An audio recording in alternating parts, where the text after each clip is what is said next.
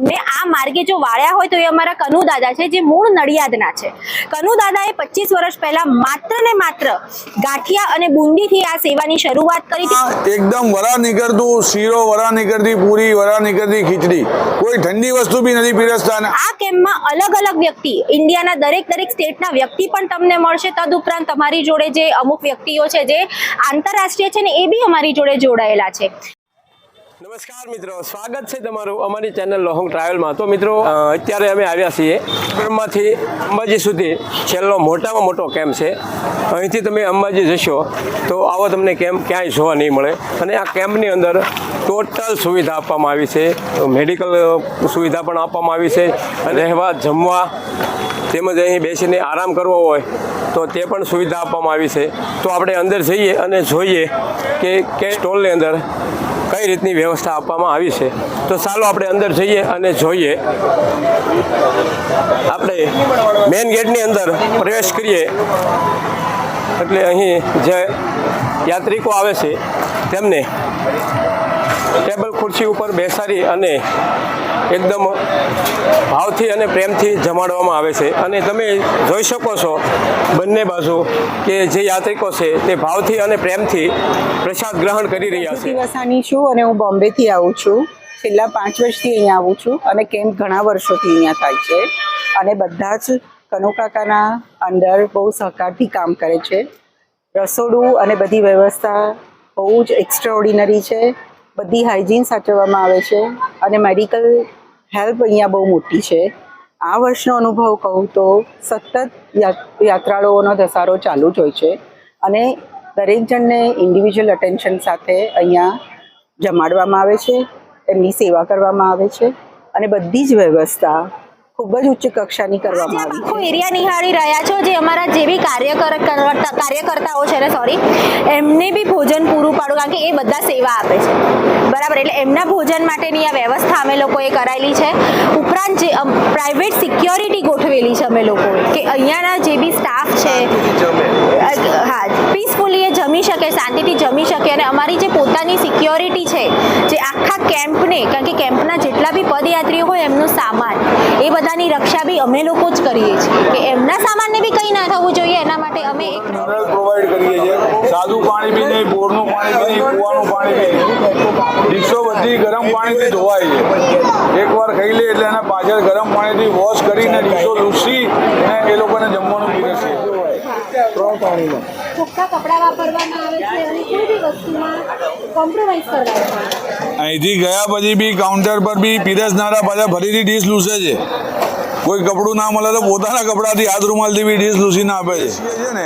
એ બી total બધું જ ગરમા ગરમ ડીશમાં એકદમ વરા નીકળતું શીરો, વરા નીકળતી પૂરી, વરા નીકળતી ખીચડી, કોઈ ઠંડી વસ્તુ બી નથી પીરસતા. અને આ રસોડું અમારું 12 વાગ્યા સુધી આની આ કન્ડિશનમાં ચાલુ રહે છે.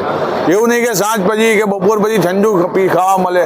સેવા કેમ્પનો પ્રોપર કઈ ટાઈમિંગ કેમ કન્ટિન્યુઅસલી? આ સેવા કેમ આમ તો 24 કલાક ચાલે છે. રસોડું અમારું મેક્સિમમ રાતે 12 થી 4 બંધ રહે છે, પણ જો રાતે પણ અમે પબ્લિક જોઈએ છે તો રાતે 2 વાગે બી અમે રસોડું ચાલુ સિસ્ટમથી અમે અહીંયા રાંધીએ છીએ. તમે ગમે ત્યારે આવશો, કોઈ આમાંથી વગર હાઇજીન વાળું આપને મળશે નહીં. બધાના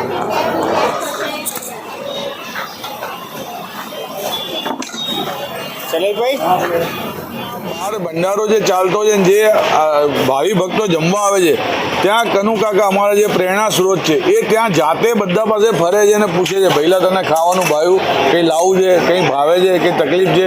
આવી ઇન્ડિવિજ્યુઅલ એક જણ પાસે ફરીને આવી વ્યક્તિગત વાત કરે છે કે જેથી અમારે કંઈક ભૂલ થતી હોય અથવા કંઈક અગવડ પડતી હોય તો નેક્સ્ટ યર અમે અગવડ સુધારી શકીએ. આવી પ્રત્યેક દેખરેખ કનુ કાકા પોતે રાખે છે.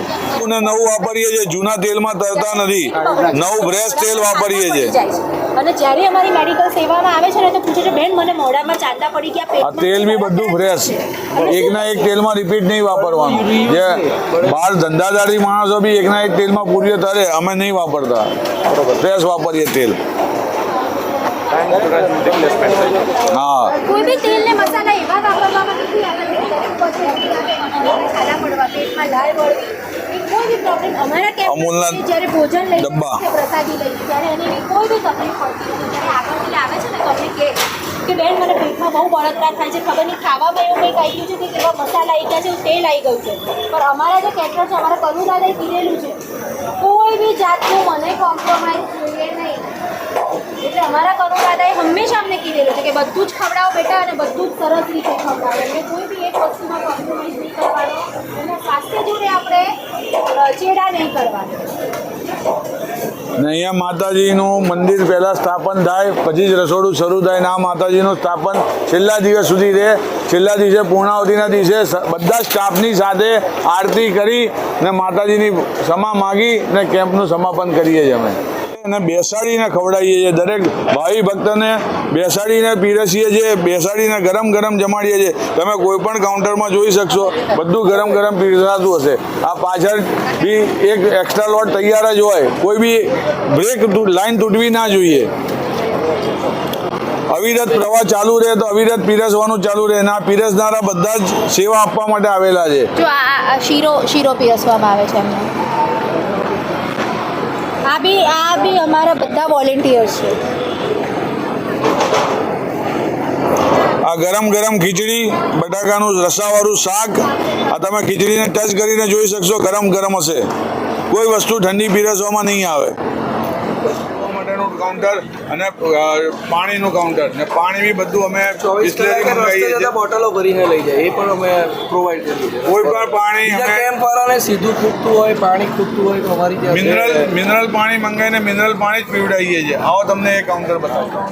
એની બાજુમાં હાથ ધોવાનું કાઉન્ટર છે, એની બાજુમાં પીવાનું પાણીનું કાઉન્ટર છે.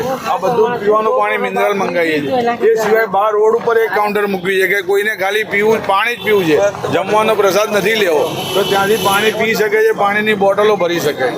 મિત્રો ત્યારબાદ આપણે આવી ગયા છીએ જ્યાં યાત્રિકો બેસી અને વિશ્રામ કરી શકે અને તેમની એક્ઝેક્ટ સામે મેડિકલ સેવા આપવામાં આવી છે કે અહીં કોઈ પણ યાત્રિક કોઈ પણ જાતની તકલીફ હોય તો અહીં તેમને સારવાર મળી શકે છે અને અહીં બેસી અને આરામ કરી શકે છે.